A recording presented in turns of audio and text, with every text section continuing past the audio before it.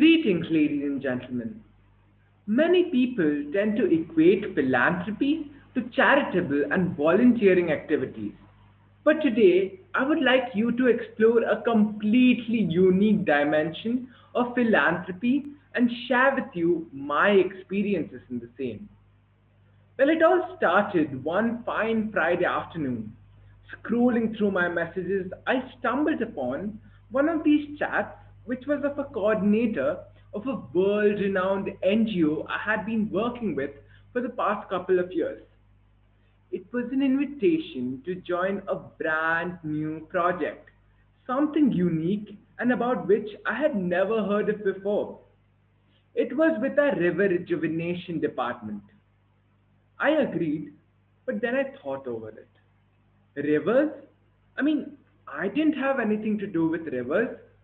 Living in the UAE for the past 15 years of my life and surrounded by these high rise buildings, malls, and vast stretches of sand dunes, my only experience with water in nature were the beautiful beaches and exotic wadis of the country. Apart from the huge perennial rivers I saw during my visits to my hometown back in India. A week or two after receiving this message, I, along with a few more enthusiastic individuals, met up to get a deeper understanding of the journey we were to embark upon. I noticed that the team I was working with consisted of members who either did not have any professional experience, or even if they did, it was in a completely different career field than what we were working in. The river rejuvenation project we are working for is a wide scale initiative of the NGO I had previously mentioned about, in collaboration with various state governments in India and funded by the Corporate Social Responsibility, better known as the CSR budget of many influential firms in the country. It aimed at reviving a huge network of rivers which have died over the past decade due to various human activities, which include overexploitation of these available resources and modern industrialization.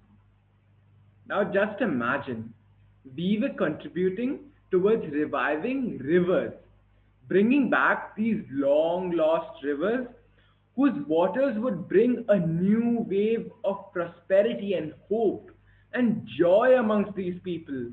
And now, if we visualize a reality where all of us, you, me, everyone watching us live, and thousands more donating some of their time towards such a noble cause, then what impact would that have on the people across the world? Well, let me give you a small example. One such project of ours in Karnataka was creating a phenomenal impact in the lives of people residing in an area spread over 460 square kilometers and bringing back this essential resource, water, to over 270 villages across the district. Apart from this, we were also bringing about a new wave of hope and happiness amongst the people in form of large-scale involvement of local volunteers and the local movements encouraging women empowerment and education of these children in these villages. Now, we were required to bring out our enthusiasm and combine them with our thirst to indulge in innovative forms of geospatial technology to be able to map out potential streams and water bodies using satellite images and other relevant data and provide this very crucial information to the field team to further study the geography of the region and create suitable plans to carry the project forward. Now, we frequently come across pictures and videos on the media showing thousands of women walking for miles in the scorching heat every day to bring back what? A few gallons of water just to meet their daily needs. Every time I mapped out a narrow stream, a small water body, or even a local bore well, I felt myself being transported to that very place. Through my efforts, if I'm able to bring a priceless smile on the face of even one of those women, then that would mean the world to me. Now, what makes me feel truly proud to be part of River Rejuvenation Project is that I am having the once in a lifetime opportunity to be able to serve my country, to bring about an extraordinary change in the lives of my people, considering the fact that I was living abroad but still being able to tirelessly work to serve the people of my home country. And this was how I discovered my passion towards serving people. If we were to imagine the effect of thousands of such volunteers contributing in various ways towards such a noble cause, then we might be able to soon foresee a day where the global water crisis may cease to exist.